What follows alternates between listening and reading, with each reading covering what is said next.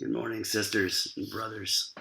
Back from vacation, and it may not surprise you that I did a little reading on the beach, and it may not surprise you that I did a little reading by a guy named Dallas Willard. This is Revolution of Character, um, talking about how we are formed in the way of Jesus. And there's a chapter, honestly, I don't like it. It's called A Magnificent Ruin. And in it, just simply stressing the importance of acknowledging the way that we're ruined, right? The work of sin in our lives. He quotes C.S. Lewis in this. And here's a line. He says, "The dullest and most uninteresting person you talk to may one day be a creature which, if you saw it now, you would be strongly tempted to worship, or else a horror and a corruption such as you now meet, if at all only in a nightmare. There are no ordinary people," he says.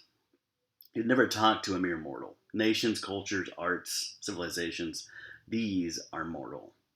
And their life is to ours as the life of a gnat. But it is immortals whom we joke with, work with, marry, snub, and exploit. Immortal horrors or everlasting splendors. It's an extraordinary thought, right? Of how much we are capable of, how much good we are capable of, and yet how much um, terrible wrongness we're capable of.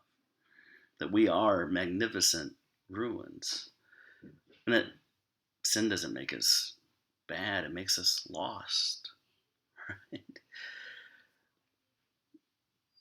And in this, it's just simply stressing that we need to live understanding and embracing this truth of ourselves that we don't inherently fear God. And fear, I mean respect, I mean honor, I mean fear, right? Not because he's mean, but because he's dangerous, right?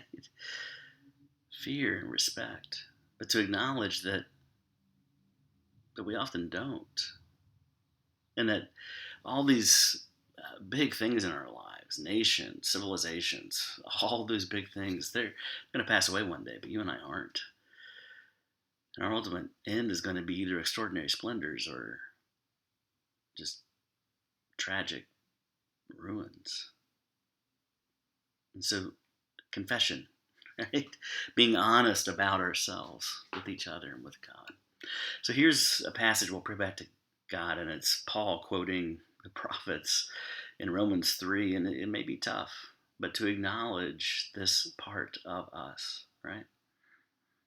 To acknowledge that left on our own, uh, uh, one of our friends says, we're no good and never will be, right?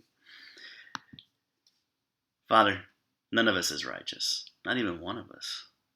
There is none of us who understands the truth. No one is seeking after you, the one true God.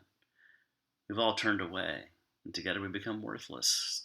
None of us does good, not even one. What comes out of our mouths is as foul as a rotting corpse. Our words stink of flattery. Viper venom hides beneath our lips. Our mouths are full of curses, lies, and oppression. Our feet race to violence and bloodshed. Destruction and trouble line the roads of our lives. We've never taken the road to peace. And no one ever sees the fear of you, our God and Father, in our eyes. Amen. Grace and peace, my friends.